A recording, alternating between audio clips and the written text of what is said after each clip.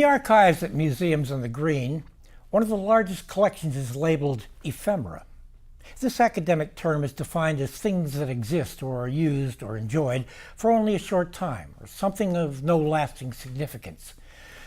A second meaning is a little more enlightening.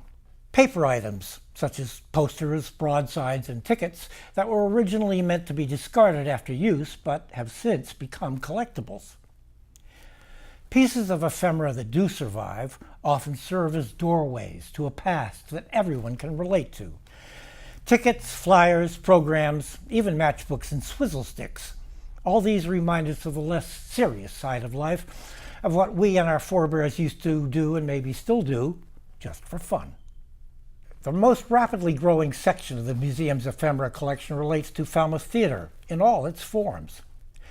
This summer we've been especially busy sifting through the 8 storage cartons of memorabilia entrusted to us by the College Light Opera Company, which is now representing its 50th season at Highfield Theater. In honor of this milestone, CLOC and Museums on the Green are collaborating on an exhibit. It showcases the company's long history of entertaining the people of Falmouth. Paging through the yearly scrapbooks compiled by CLOC staff, we were reminded of many things we'd forgotten. We also learned some things we never knew. Who today remembers the volleyball game played between CLOC and the crew of the Soviet stern trawler Belogorsk in 1973? The ship was docked in Woods Hole on a scientific mission. 27 crew members attended a performance of Paint Your Wagon and were asked to join the post-show party on the patio. Vodka was consumed and songs were sung in both Russian and English. Highfield publicity director Bob Apfel recalled that everyone broke into a snake dance while singing "Those Were the Days." The Russians then invited CLOC to play volleyball on the deck of their ship the next day. Another incident, now largely forgotten, occurred one night in 2001 when the power went out during a performance of Titanic. Disaster in the Titanic, how fitting.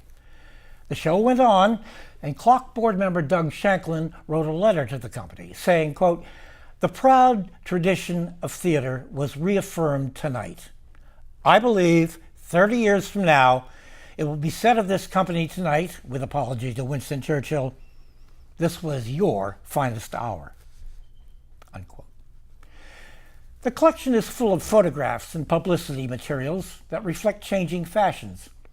Fans of the early 1980s preppy handbook will love the 1983 brochure printed in vibrant pink and green. In 1971, CLOC produced a mod version of Princess Ida. The floppy hairstyles and floral patterned trousers make some of us grateful that we live in a less groovy era. A collection of ephemera calls up happy memories. It also reminds us that our daily lives and simple pleasures are part of a history that is marching on.